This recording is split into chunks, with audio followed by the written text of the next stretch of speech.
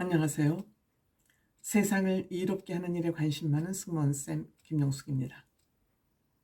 미스터 트롯 2, 미스터 트롯 2 시청률 전주 대비 0.1%, 거의 전주와 같은 시청률을 기록했습니다. 많이 오르지 않았군요. 이것은 이제 단체 미션은 조금 관심도가 떨어지기 때문에 별로 시청률이 많이 오르지 않은 것 같습니다. 그렇더라도 어쨌든 대단한 시청률을 지금 기록하고 있습니다. 무려 클릭 수가 1520만 클릭을 기록했다 그럽니다. 이는 최고이자 최대 기록률이라 그럽니다.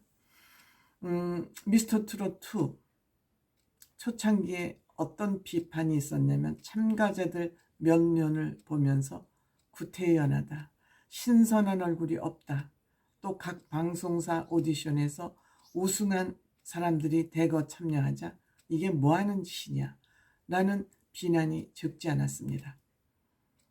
TV조선 미스터 트롯 2 제작진들도 여기에 대해서 신경이 쓰인 것 같습니다. 그래서 마스터 오디션 진선미를 선발하는 데 있어서도 이거를 많이 참고하지 않았나 생각됩니다. 왜? 이거는 마스터들과 제작진들하고는 긴밀한 협조하에 이 방송이 진행된다고 봐도 과언이 아닙니다. 시청자들이 직접 투표에 의해서 결정되는 순위와는 달리 마스터들 15명의 마스터들과 제작진들과의 그 커뮤니케이션은 있을 수밖에 없습니다. 이것이 불순하게 어떤 비리가 있다는 의미는 아니고요. 그래서 이러한 프로그램에 대한 비판을 극복하기 위해서 많이 노력한 흔적이 보이는 것이 바로 진선미에 대한 의미가 아닐까 생각합니다. 그 구태연하고 식상한다는 그것을 극복하기 위해서 제작진과 마스터들은 아마 머리를 싸매고 고민을 한 듯합니다. 1위 마스터 오디션에서 1위를 한 박지연 씨는 논란이 있습니다. 공정하지 못하다. 장윤정 씨가 그 소속사와 함께 이 박지연 씨를 봐주게 하는 거 아니냐. 박지연 씨는 그 장윤정 씨 소속사에 소속돼 있는 사람은 아닙니다. 근데 어쨌든 지금 논란이 일고 있습니다. 이것을 가짜뉴스를 만들어내고 있지 않나 하는 저는 그런 의심을 가지고 있습니다만 어쨌든 박지연 씨가 1위를 했습니다. 미스터 트롯 2 제작진들은 이러한 논란의 정면 돌파를 선택한 거 아닌가 이렇게 생각을 합니다. 지인을 보란 듯이 시켰습니다. 이건 시켰다고 표현을 해도 괜찮을 것 같습니다. 마스터들이 합의하에 내린 결정이기 때문에 그렇죠. 2위는 황민호 군.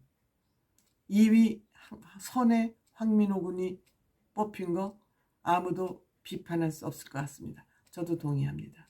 그 다음에 돌풍을 일으킨 미의 김용필 씨. 신사의 품격을 보여준 김용필 씨.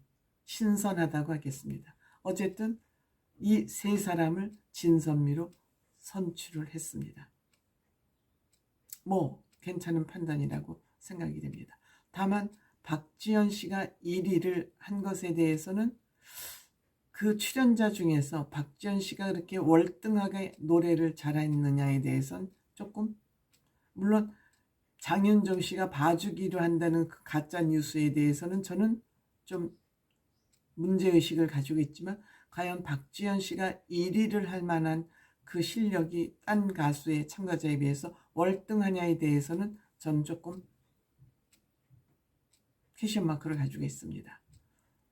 논란의 빌미를 없애고자 정면 돌파를 하기 위한 선택이었을 것 같지만 노래를 가장 잘했느냐는 물론 하트가 최단시간 내에 올 하트가 나왔지만 모르겠습니다.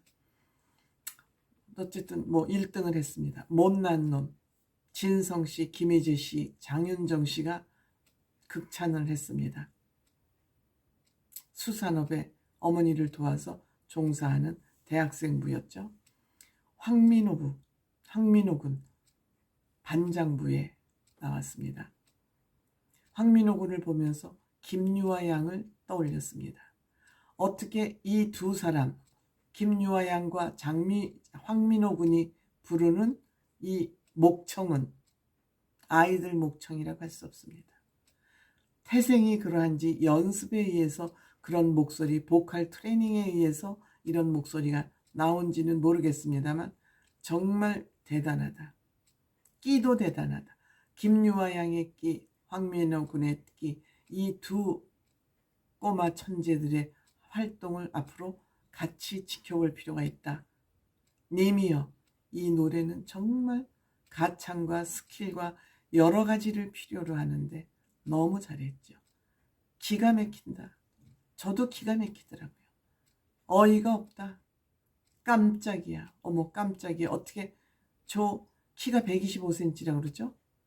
125cm. 저 작은 체구에서 저런 목소리가 나올까? 김유아 양도 마찬가지입니다.